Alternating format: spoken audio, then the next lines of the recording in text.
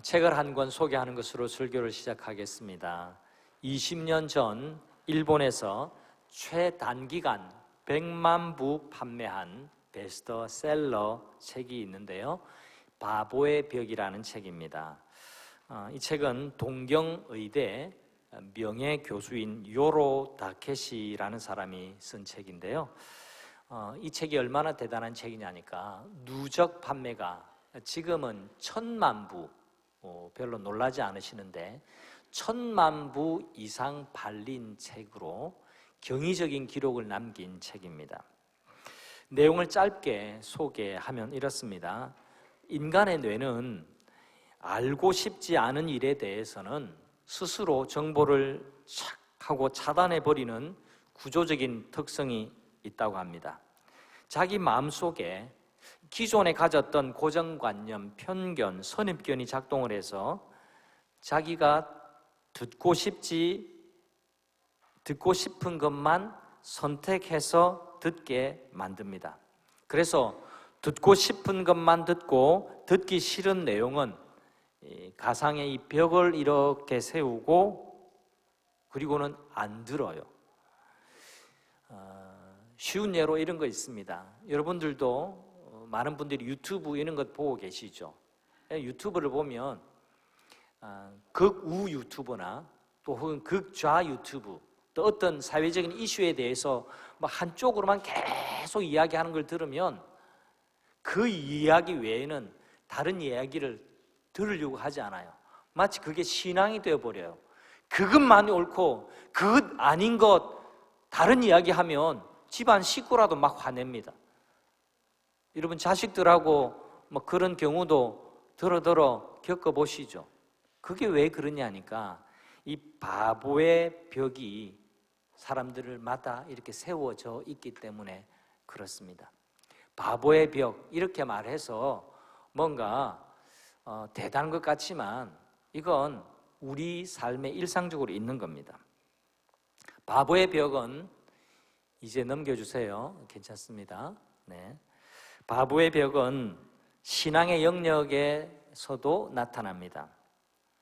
14장 마지막 구절에 예수님은 이렇게 말씀하셨습니다. 들을 귀가 있는 자는 들을지어다. 이렇게 말씀하시고 오늘 우리가 읽었던 본문 15장 1절로 넘어오게 되는 거예요. 15장 1절, 예수님의 이 말씀에 누가 반응했는지 한번 보겠습니다. 세리와 죄인들입니다. 1절 말씀을 여러분 펼쳐진 성경에서 같이 한번 볼게요. 모든 세리와 죄인들이 말씀을 들으러 가까이 나아오니.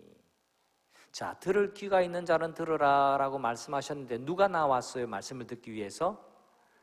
세리와 죄인들이 말씀을 들으러 왔습니다. 그 다음 대조적으로 바리새인과 서기관들이 수군거렸다라고 말합니다.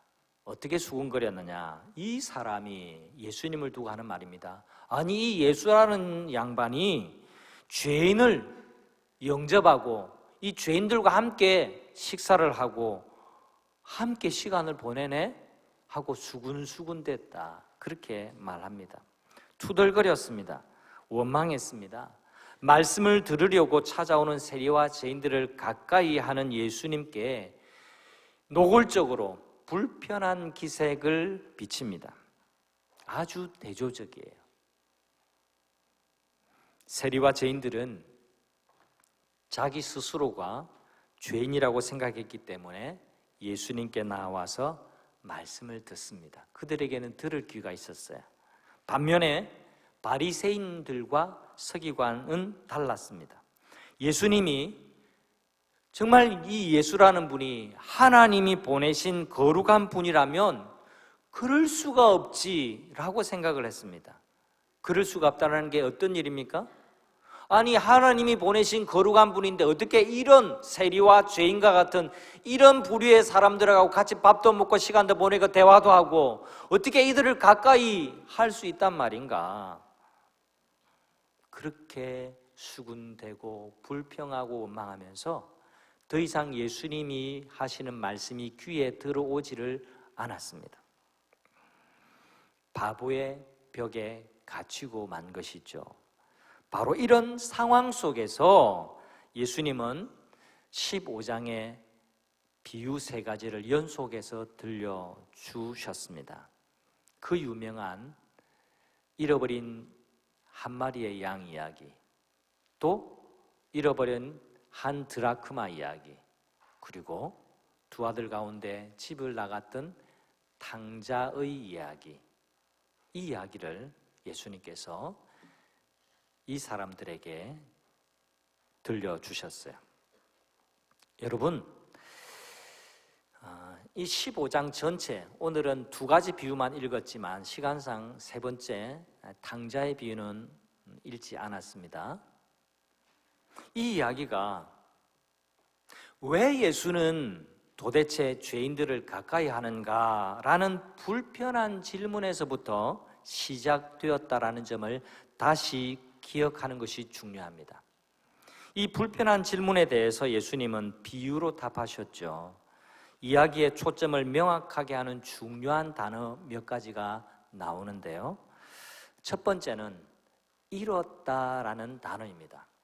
첫 번째 이야기에도 100마리의 양 가운데 한 마리를 잃었습니다. 두 번째 이야기에도 10개의 드라크마 가운데 하나의 드라크마를 잃었습니다. 세 번째 이야기에도 둘째 아들을 잃었습니다. 집을 나갔지만 그게 잃은 거예요. 잃었다라는 단어가 나옵니다.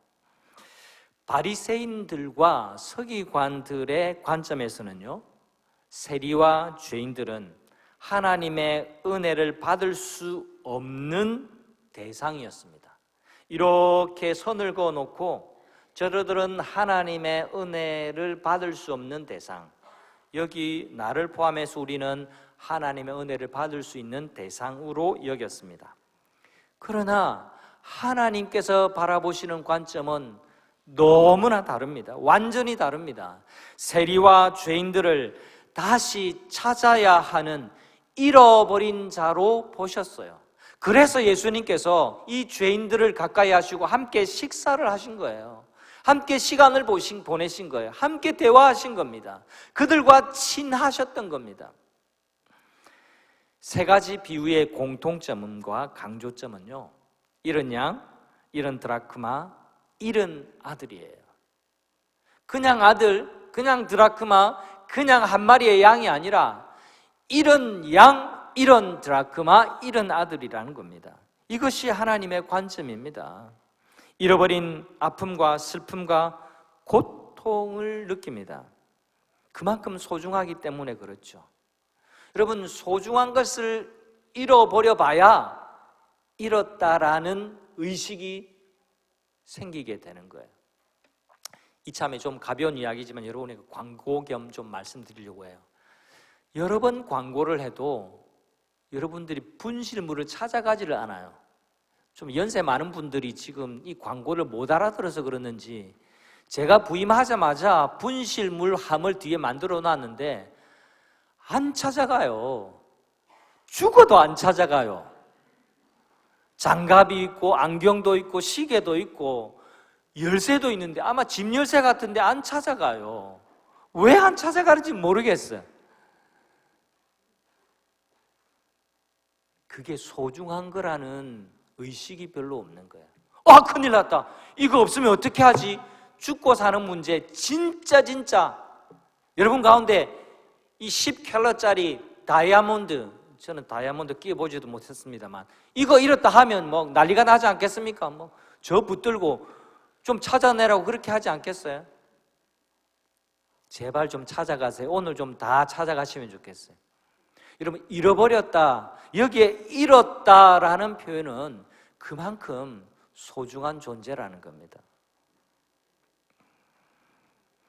또 중요한 단어 하나가 더 나오는데요, 이 중요한 단어와 또 표현은 찾아내기까지 찾아다닌다라는 겁니다.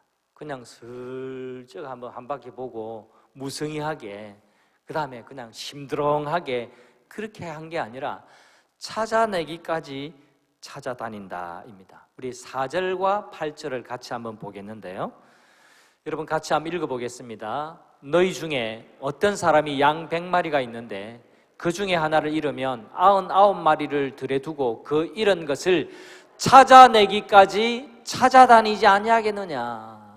4절과 판박입니다. 8절 말씀을 또다시 보겠습니다. 두 번째 이야기에서 어떤 여자가 10드라크마가 있는데 하나를 잃으면 등불을 켜고 집을 쓸며 찾아내기까지 부지런히 찾지 아니하겠느냐. 여러분, 양 한 마리를 잃은 남자는요, 양을 찾아 나섭니다. 99마리 양을 들에 두고 그 잃은 하나를 찾기 위해서 애타게 찾습니다. 언제까지? 찾을 때까지, 찾아내기까지. 여인도 마찬가지입니다. 똑같은 표현을 썼습니다.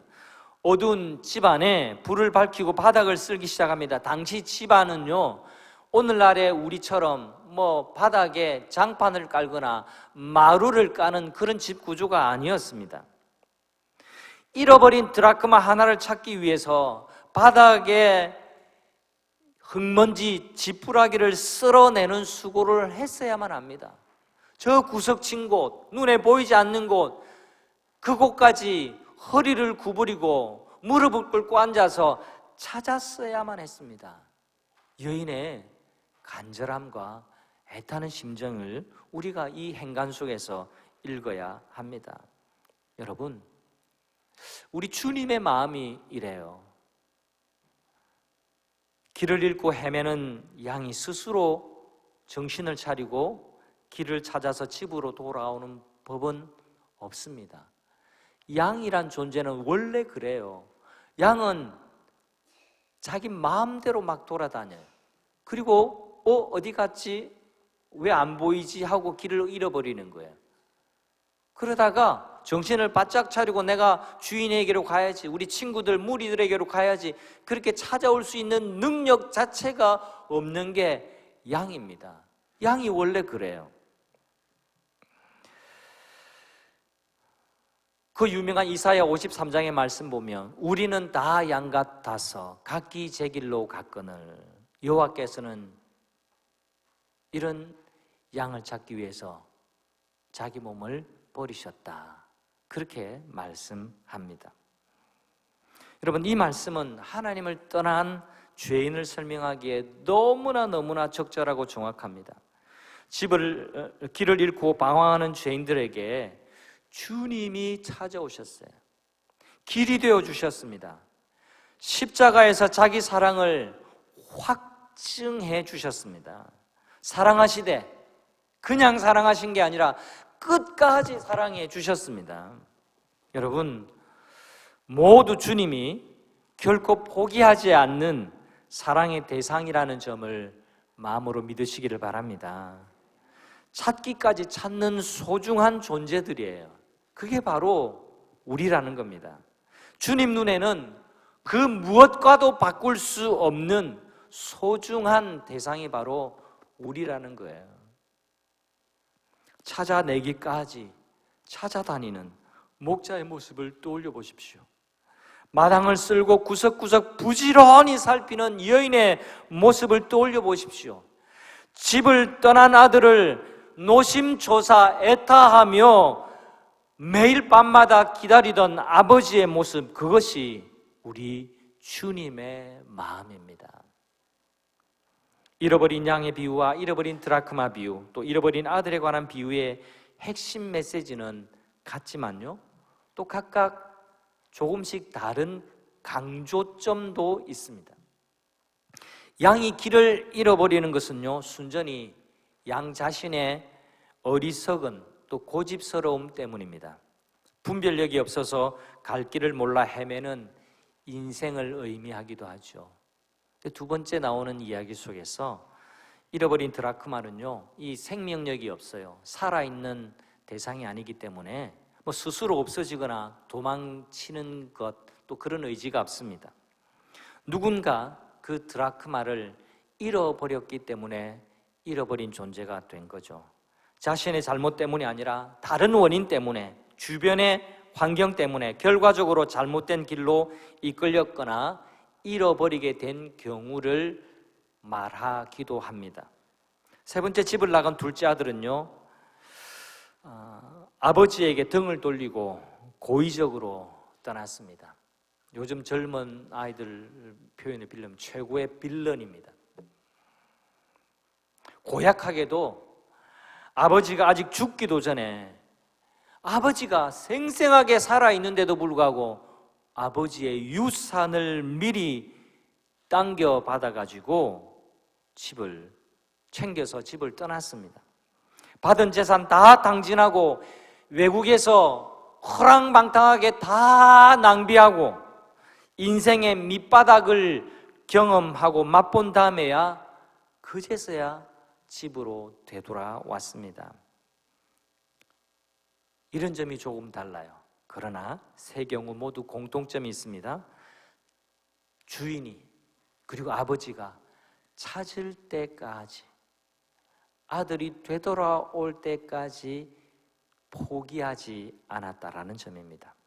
드디어 찾았을 때에 그 기쁨은요, 막 흘러넘치는 기쁨이랄까요? 그 기쁨은 이루 말로 닿을 수 없었습니다. 그리고 이 세 이야기 모두 공통점은 다 찾았다라는 겁니다. 기뻤습니다. 근데 기뻤다 그것으로 끝이 아니에요. 그 기쁨이 얼마나 컸던지 친구와 이웃을 오세요 하고 불러서 자기 집에서 잔치를 벌였다라는 겁니다. 세상에 양 한 마리, 그 한 마리 찾았는데 파티를 열어요. 이웃 사람 친구들 다 불러요. 몇 명인지는 모르지만 여러분, 양 한 마리, 그게 뭐가 그리 대단하다고. 이건 배보다 배꼽이 더 큰 상황입니다. 양 한 마리 찾아왔다고 그냥 양 한 마리가 아니라 10마리 정도나 되는 비용을 들여서 잔치를 벌이고 있습니다.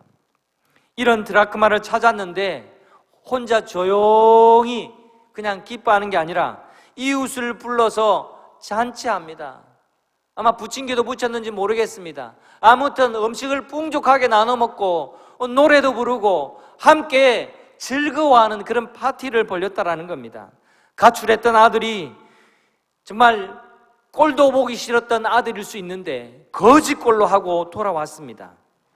그런데도 이 아버지는 손에 가락지를 끼우고 발에 신발을 신기고 옷을 제일 좋은 옷으로 갈아입히고 난 다음에, 여러분, 세상에 가장 살찐 암송아지 한 마리 잡아라 라고 말하고 있습니다. 그리고 이웃에게 친구들을 불러서 잔치를 벌였습니다. 다시 강조하지만 흔한 말로 이 말도 되지 않는 상황, 배보다 배꼽이 더 큰 상황이 벌어지게 된 겁니다. 세 명 다 낭비하고 있습니다. 여러분, 비용이 더 들어요. 그렇게 안 해도 될 것 같은데, 아니요. 오히려 그렇게 합니다. 예수님이 하나님 아버지를 설명할 때 지금 비유를 그냥 하시는 게 아니에요. 예수님의 말씀의 초점은 항상 하나님 아버지예요. 예수님이 옛날 이야기, 재미난 이야기 이렇게 들려주시는 게 아니라 이 상황에 맞는 하나님 아버지를 지금 설명하고 있는 겁니다. 예수님이 하나님 아버지를 설명할 때 말하고자 했던 포인트가 바로 여기입니다. 이야기의 전개가 한 번, 두 번, 세 번, 100마리 중에 하나, 10개 중에 하나, 둘 중에 하나, 점점점 강화되고 있습니다. 점점 더 실제적인 이야기로 전개되고 있습니다. 점점점 하고 싶은 이야기를 더 꺼내놓고 있습니다. 예수님이 하나님 아버지에 대해서 말하고 싶었던 포인트는 이것입니다. 쓸모없는 인간에게 얼마나 많은 것을 낭비하시는 우리 하나님 아버지신가, 그걸 말씀하고 싶었던 겁니다. 여러분, 오늘 본문에서 하나님을 잘 발견하셔야 됩니다. 그래서 오늘 본문을 보고, 특히 세 번째 비유를 보고 팀 켈러라고 하는 저술가는 탕부 하나님이라고 불렀어요. 우리는 탕자 비유라고 그렇게 말하지만, 탕자도 아버지 유산 가지고 외국에 가서 허랑방탕하게 다 낭비했죠. 근데 그 아들은 그런 낭비였지만 그 아들을 기다렸던 아버지는요, 또 다른 관점에서, 다른 측면에서의 엄청난 낭비를 하고 있어요.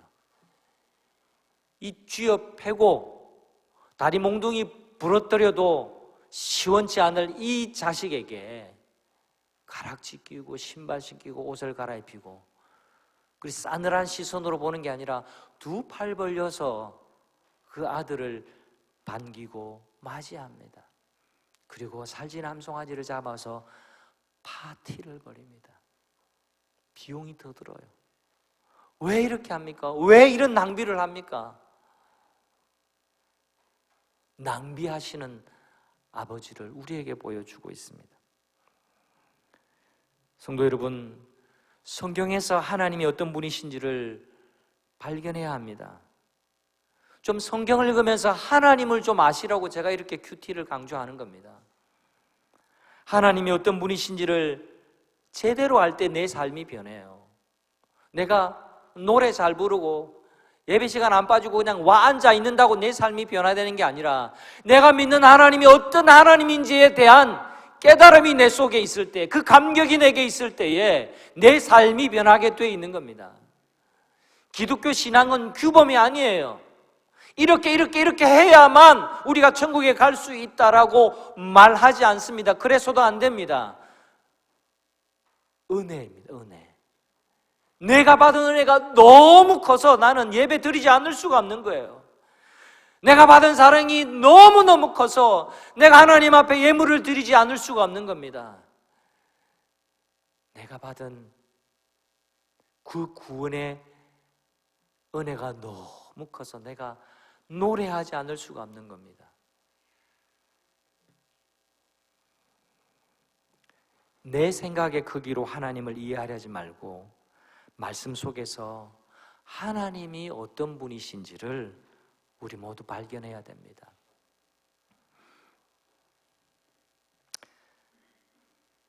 기회가 있을 때마다 당신의 은혜로 쏟아부으시는 아버지, 그것이 하나님의 모습이에요.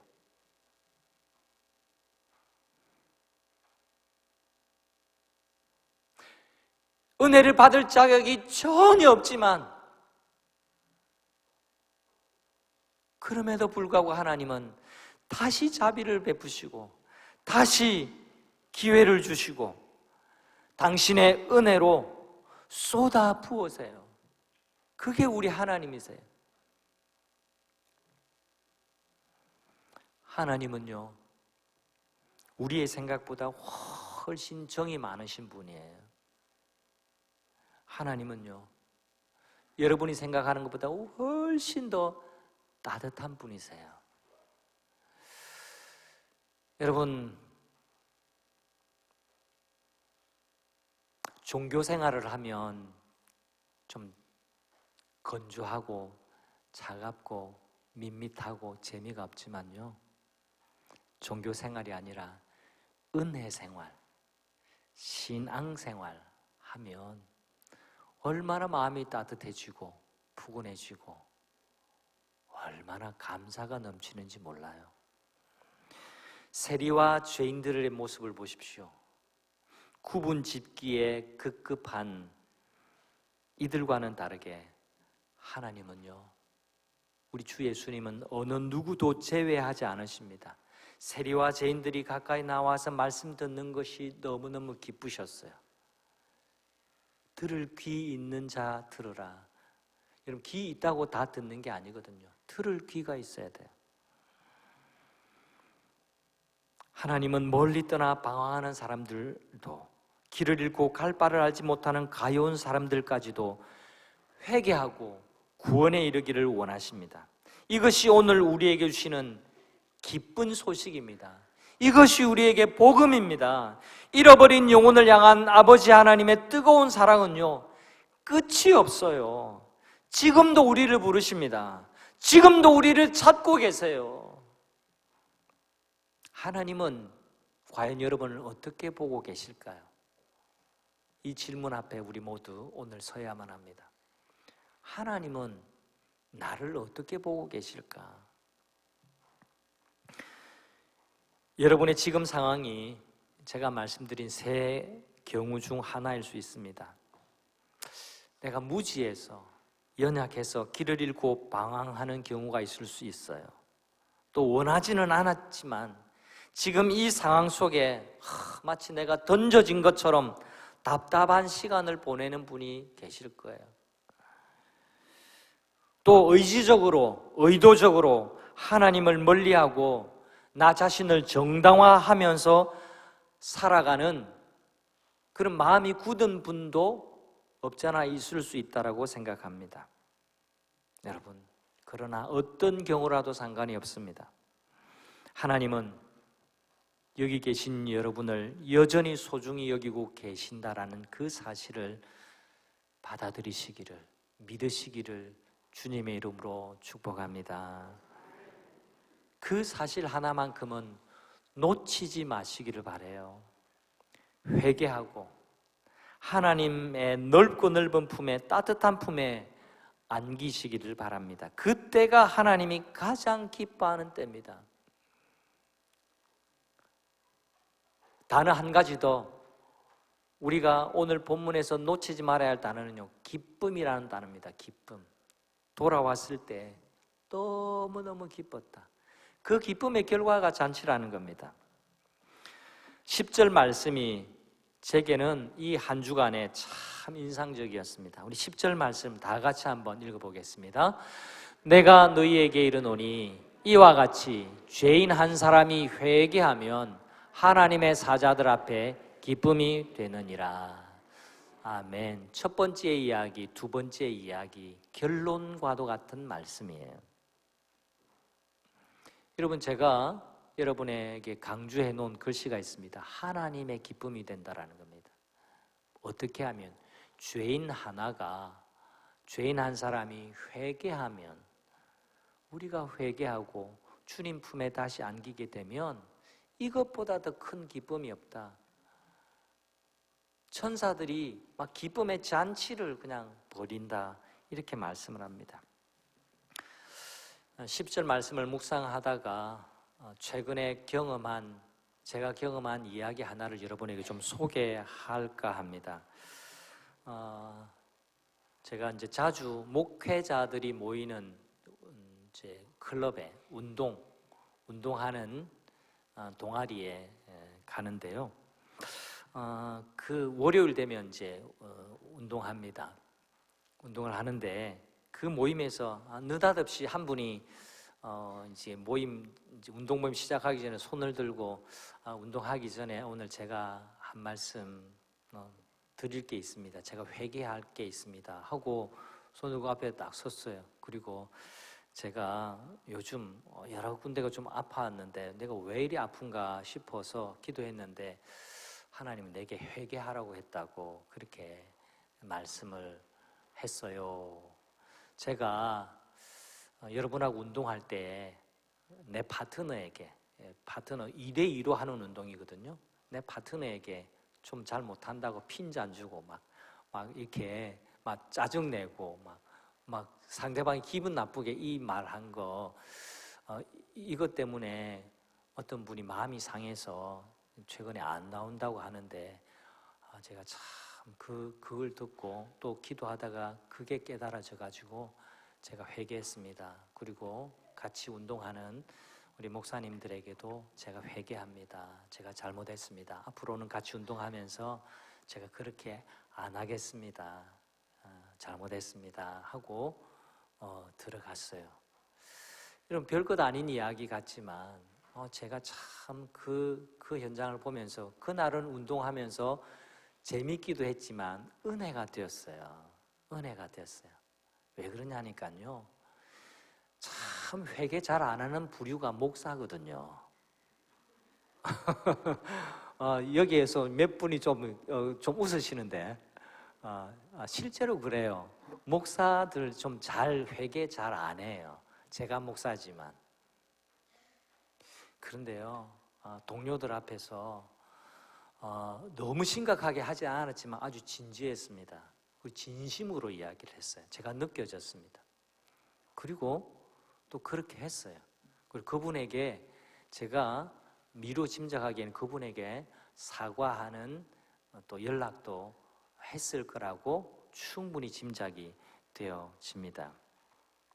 여러분, 제가 신선하게 여기고 좀 놀랬던 건요, 목사가 회개를 잘 안 하는데 회개하는 모습을 제가 본 게 또 신선했고요. 그분은 저보다 나이가 조금 몇 살 조금 더 많습니다. 근데 후배들도 많이 있었어요. 후배들 앞에서도 그렇게 한 게 좀 신선했고, 또 그분, 이 표현이 조금 적절할지는 모르겠는데 그분요, 큰 교회 담임하는 목사님이에요. 그러기 쉽지 않아요. 글을 보면서 제가 하나님이 내게 주시는 메시지가 뭐지? 막 이런 생각을 좀 해보았습니다. 제가 목사가 회개한 이야기를 여러분에게 한 이유는요, 교회 이야기를 좀 하고 싶고 또 여러분의 이야기를 이어서 좀 하고 싶어서 그렇습니다. 좋은 교회는 어떤 교회일까요? 바람직하고 성경적인 교회는 어떤 교회일까요? 건강한 신앙생활을 하는 성도는 어떤 성도일까요? 저는 회개하는 사람이 많은 교회가 건강한 교회고 또 좋은 교회라고 믿습니다. 회개가 있는 교회입니다. 별로 동의를 안 하시는 것 같은데요, 이건 제 이야기가 아니라 여러분, 참된 교회의 표지 3가지가 있는데 그것은 말씀이 잘 선포되는 교회고, 또 하나는 성례가 잘 집행되는 교회고, 또 하나는 칠이, 권징이 잘 되는 교회입니다. 여러분, 칠이 또 권징을 자꾸 벌 받는 이걸로만 하지 말고 회개와 연관되어 있습니다. 회개하지 않으면 권징 받을 수가 없습니다. 요즘 교인들요, 내가 권징 받을 바에 다른 교회 가고 말지. 여러분, 교회가 뭔지를 너무 몰라서 그래요. 이 시대가 그래요. 그러니까 스스로 참된 교회를 잃어버리고 있는 겁니다. 권징을 지금 제가 강조하는 게 아니라 회개를 강조하는 겁니다. 여러분, 회개하는 걸 두려워하지 마세요. 우리 하나님은요, 회개하는 사람을 정말 정말 좋아하십니다. 여러분, 바보의 벽에 갇혀서 나는 죄가 없어, 죄가 없는 척 하지 말고 늘 회개하는, 그래서 하늘 아버지로부터 사랑받는 자녀가 되시기를 주님의 이름으로 축복합니다. 여러분, 오늘 비유를 보세요. 집을 떠났던 탕자가 집으로 돌아오게 된 결정적인 계기도 그 마음을 뉘우치는 거예요. 회개하는 것 때문에 그랬습니다. 18절, 19절 제가 읽어드릴게요. 이렇게 그가 혼자 독백합니다. 내가 일어나 아버지에게로 가서 이르기를, 내가 하늘과 아버지에게 죄를 지었사오니 지금부터는 아버지의 아들이라 일컬음을 감당하지 못하겠습니다. 나를 품꾼의 하나로 보소서 하리라. 아버지 만나기 전에 먼저 마음에 회개가 생겼습니다. 아버지가 그래도 나를 받아주겠지. 나는 이제 아들 자격이 없어. 나는 품꾼의 하나로 내가 그렇게 살아도 좋아. 내가 하늘에 죄를 짓고 아버지에게도 죄를 지었으니까 나는 그래도 마땅해 라고 회개하고 돌아갔습니다. 그러자 그 아버지가 손에 가락지 끼우고 발에 신발 신기고 옷을 갈아입히면서 살찐 송아지 잡고 그렇게 했다라는 것은요, 아들의 지위를 회복시켜 주었다라는 겁니다. 여러분이 하나님 앞에 회개하면요, 여러분이 하나님 앞에 얻어맞을 자식으로 서 있는 게 아니라 그 순간 무엇과도 바꿀 수 없는 사랑받는 자녀가 된다라는 사실을 기억하시기를 바랍니다. 어느 누구도 하나님 앞에서 죄 짓지 않고 살아가는 사람이 어디 있습니까? 하나님 앞에 떳떳한 존재가 어디 있습니까? 사람 앞에서 하나도 잘못하지 않고 사는 사람이 어디 있습니까? 그런 사람 없어요. 여기 이야기에 나오는 바리새인과 서기관들은 자기들은 그렇다라고 생각했기 때문에 바보의 벽을 세우고 스스로 죄인이라고 생각하는 저 무리가 마음에 들지 않았던 겁니다. 예수님이 저들과 함께 한다고 저들과 같이 밥을 먹고 같이 시간을 보낸다고 그게 받아들이지 않았던 거예요. 예수님은 아니라고 말씀하는 겁니다. 너희가 하나님 아버지가 어떤 분이신지 몰라서 하는 말이야. 너희가 언제라도 회개하고 돌아오면 하늘에서 잔치가 벌어지고, 너희가 회개하고 돌아오고 찾아진 바 되었을 때 하나님이 얼마나 기뻐하시는지 너희 모르지. 그걸 알아야 돼. 그렇게 말씀하고 계시는 겁니다. 성도 여러분, 교회는요, 천사들이 모인 곳이 아니에요. 교회는 회개한 죄인들이 모인 곳이에요. 죄인은 죄인인데 회개하는 죄인들이 모인 곳입니다. 여러분, 말씀 묵상을 하면서 회개하면 그것이 하나님의 기쁨이 되는 겁니다. 여러분, 한 주간 큐티하면서 이 말씀 앞에 거울로 쳐다보면서 내게 뭐가 묻어 있는지, 내가 무엇이 잘못되어 있는지, 내 생각을 어떻게 교정해야 할 것인지 그걸 봐야 돼요. 그렇게 할 때에 이 말씀을 통해서 하나님을 우리가 만나게 되는 거고, 이 말씀을 통해서 우리 영혼이 화장이 되는 거예요. 우리 영혼이 이뻐지는 겁니다. 여러분은 어떠십니까? 결혼해서 미안하다라고 남편에게 또는 아내에게 말하기까지 얼마나 걸리셨습니까? 요즘 그렇게 하고 사십니까? 미안하다라고 말하기를, 내가 잘못했다고, 내가 회개한다라고 말하는 것을 주저하지 마시기를 바랍니다. 회개하는 마음이 우리를 겸손하게 만들어요. 내가 하나님 앞에 잘못했습니다, 주님. 그게 아닌데 그렇게 하고 말았네요. 주님, 반성합니다. 용서해 주세요. 잘못했습니다. 이렇게 말하는 순간 우리는 죄인 그대로 서 있는 게 아니라 하나님의 자녀로, 하나님의 사랑받는 사람으로, 하나님의 기쁨의 대상으로 바뀌게 되는 겁니다. 우리가 회개할 때에 우리 주님이 기뻐하십니다. 회개하는 만큼 화해됩니다. 주님의 마음과 더 가까워집니다. 바리새인과 서기관의 관점과 마음을 경계하십시오. 오히려 주님의 마음을 더 닮아가는 성도들이 되시기를, 이 주인의 마음이 곧 우리 주님의 마음인 것을 깨닫고 그 마음이 곧 우리의 마음 되기를 기도하고 믿음으로 살아가는 성도님들이 되시기를 축원합니다. 우리 다 함께 좋으신 하나님을 찬양하십시다. 좋으신 하나님,